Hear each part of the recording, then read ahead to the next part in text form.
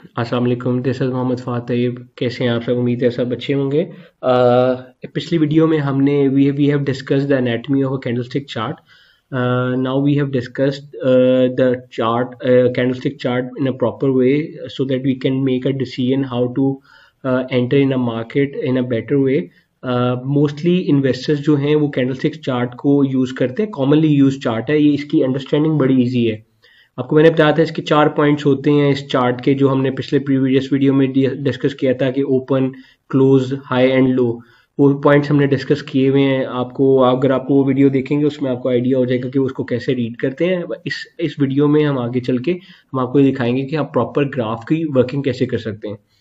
तो ये जो है ये ग्राफ की डिटर्मिनेशन आपको इसलिए ज़रूरी होनी चाहिए, ग्राफ को अंडरस्टैंडिंग, कि आप अगर एज ए इन्वेस्टर, अच्छे इन्वेस्टर हैं, तो आप इसमें जब मार्केट में एंटर होंगे, if you are a new entrant, तो आपको ये बेनिफिट होगा कि आप उस वीडियो को देख के आप ग्राफ की, चार्ट की वर्किंग या डिटर्मिनेशन चेक करेंगे कि how the market will now play its role, the market direction, you will know the market direction.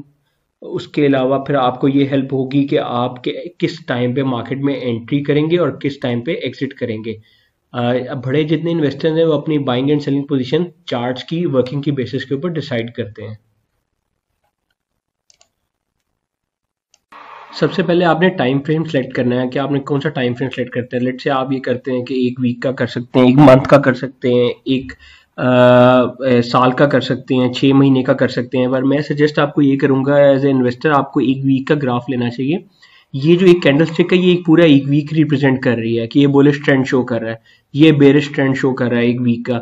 तो आप एक वीक का पूरा एक सिलेक्ट करें, एक वीक का ग्राफ कैंडलस्टिक चार्ट आप सिलेक्ट कर सकते हैं, तो आपको ये वीक का ग्राफ जो है ना देना शुरू कर देगा। अब लेट से हम ये डिस्कस करते हैं, ये एक बुलिश ट्रेंड है पूरे वीक का, तो ये इसका जो लो एंड है।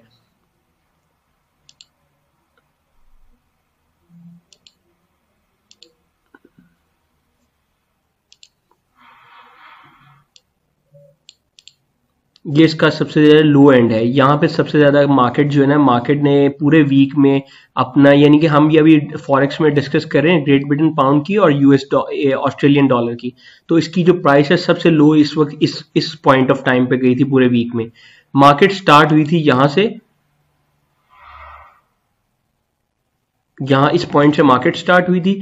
फिर इसके बाद मार्केट का क्लोजिंग पीरियड ये है, ये वाला पॉइंट जिसपे ये मार्केट क्लोज हुई थी। पर इससे जो ये पॉइंट है जिससे ऊपर ये हाई पे गई थी, मैक्सिमम इसका ये पॉइंट था जिसपे वो हाई पे गई थी, और यहाँ पे मार्केट ने अपना क्लोज किया है इस पीरियड में, यानी कि ये पूरा वीक जो है ये बुलिश ट्रेंड शो कर रहा है।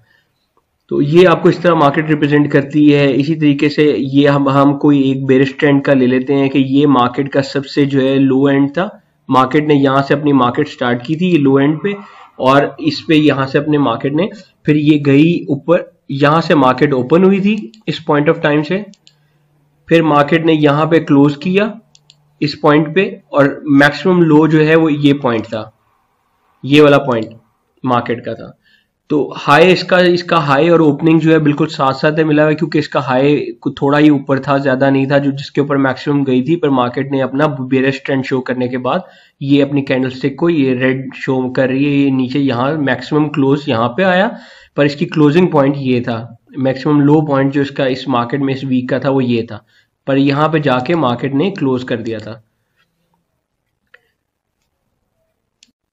चलें जी, let's discuss the graph in a very detail manner. Today we are discussing support and resistance level. These are very fundamental part of a success for an investor career, because if you don't even know that what resistance and support level are, आपके लिए बड़ा मुश्किल होगा इसको कि आप market को जज कर सकेंगे कि किस लेवल को ये टच करेगा, ताकि आप उससे अपने आप को पुल बैक कर लें या अपने आप को विड्रॉ कर लें मार्केट से, या एंट्री के तौर पे कब आपने एंटर होना है तब आपको उसके गाइडलाइन मिल सकती है।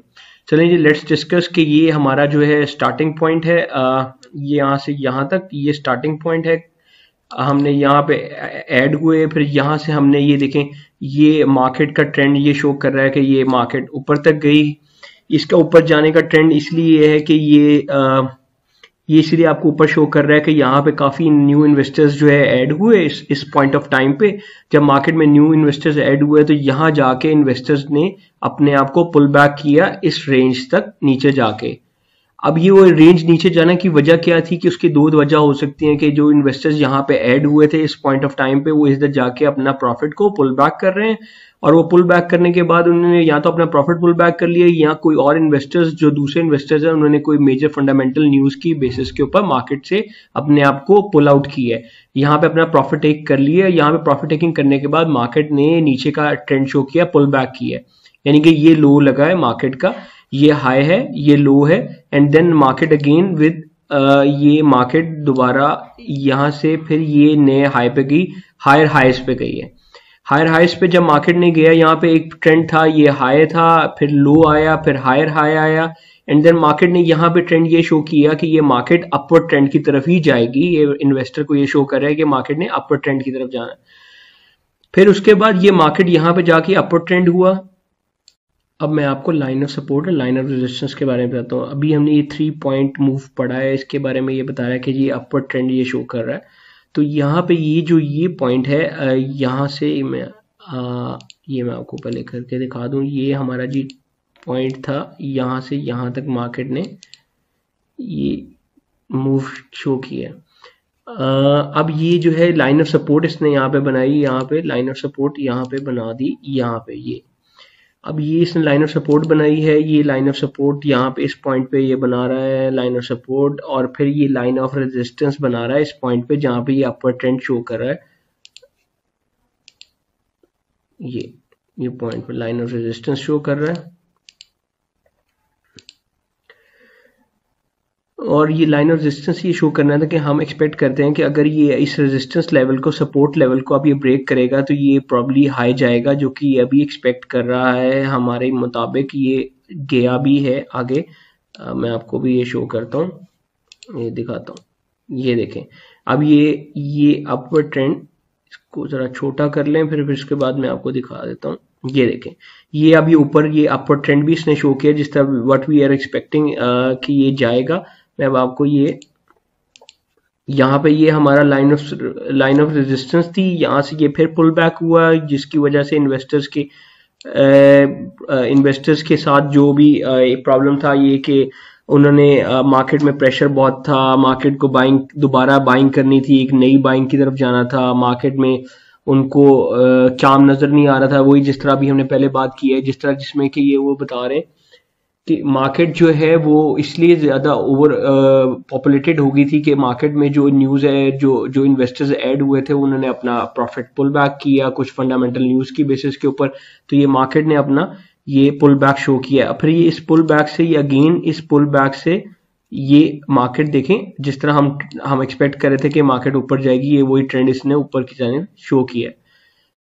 ये अब मार्केट जो है ये रेंज बाउंड पोजीशन की तरफ जाएगी, जिस तरह ये आपको बताया था मैंने। ये एक चैनल है, इसको चैनल से यहाँ तक मार्केट ने जब ये अपनी तरफ से मार्केट पॉइंट रेजिस्ट नहीं करी थी, ये रेंज बाउंड थी, कंसोलिडेटेड हो रही थी मार्केट को अपवर्ड ट्रेंड की तरफ जाना था, पर लाइन ऑफ रेजिस्टेंस यहाँ पे रेजिस्टेंस एक्ट कर रही थी, बट वो लाइन ऑफ सपोर्ट को ब्रेक नहीं किया और ये अपवर्ड ट्रेंड की तरफ ये शो किया, जिस तरह ये उसने ऑलरेडी एक ट्रेंड बनाया। पर ये पैरेलल चैनल का मतलब ये था कि यहाँ पर रेंज बाउंड हो रही थी मार्केट, यहाँ पे मार्केट कंसोलिडेट हो रही थी, मार्केट अपनी पोजीशन को ले रही थी, अपवर्ड ट्रेंड की तरफ जा रही थी। तो इसी तरीके से मार्केट ने फिर यहाँ पे एक ये नया लाइन ऑफ सपोर्ट, ये लाइन ऑफ सपोर्ट जो है मार्केट ने यहाँ पे बनाई है, ये इस पॉइंट पे ये लाइन ऑफ सपोर्ट एक नई बनी। पहले ये लाइन ऑफ सपोर्ट नहीं थी मार्केट में, पहले लाइन ऑफ सपोर्ट ये थी, ये वाली मार्केट थी। फिर लाइन ऑफ रेजिस्टेंस को ब्रेक करने के बाद जब लाइन ऑफ रेजिस्टेंस ब्रेक हुई है तो मार्केट ने अपनी रेंज बाउंड कंसोलिडेशन की वजह से अपनी पोजीशन को लिया। फिर मार्केट दोबारा यहाँ पे जाके ये लाइन ऑफ सपोर्ट यहाँ पे ये नई लाइन ऑफ सपोर्ट बन गई। फिर ये लाइन ऑफ रेजिस्टेंस जो बनी थी इसको यहाँ पे ब्रेक किया मार्केट ने और इसके आगे अपवर्ड ट्रेंड शो करती गई।